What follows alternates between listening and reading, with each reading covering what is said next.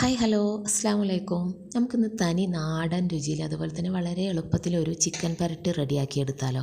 അതിന് വേണ്ടിയിട്ട് ഇതാ ചിക്കൻ കഷ്ണങ്ങൾ ഞാൻ ഇവിടെ കഴുകി റെഡിയാക്കി വെച്ചിട്ടുണ്ട്. ഇനി ഇതിലേക്ക് 2 ചെറിയ സവാള കട്ട് ചെയ്ത് ഇട്ട് കൊടുക്കുകയാണ്.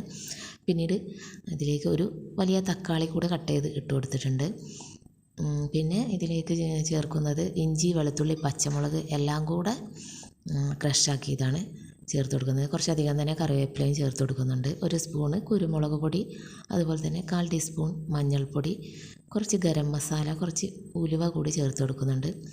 പിന്നീട് നമ്മളിതിലേക്ക് 2 സ്പൂണ് മല്ലിപ്പൊടിയാണ് ചേർത്ത് കൊടുക്കുന്നത്. മുളക് പൊടി നമ്മളിതിലേക്ക് ചേർക്കുന്നില്ല, കാരണം കുരുമുളക് പൊടി അതുപോലെ തന്നെ പച്ചമുളകും ചേർത്ത് കൊടുത്തിട്ടുണ്ട്.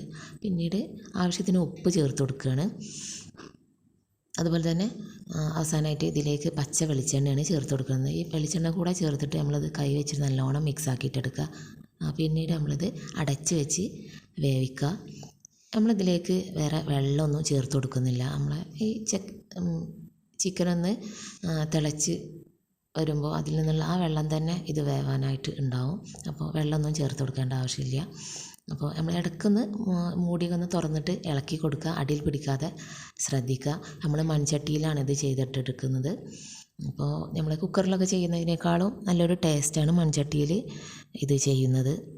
അതായത് നമ്മൾ ഈ മൺചട്ടിയിൽ നമ്മൾ ഒന്ന് തിളച്ചൊക്കെ വന്നിട്ട് പിന്നെ ലോ ഫ്ലെയിമിൽ കിടന്നിട്ട് അങ്ങനെ ആ മൺചട്ടിയിൽ തിളച്ചിങ്ങനെ കിടന്ന് വറ്റിയിട്ട് വരുമ്പോൾ ഒരു പ്രത്യേക ടേസ്റ്റാണ് ഈ ഒരു ചിക്കൻ പരട്ടിന്.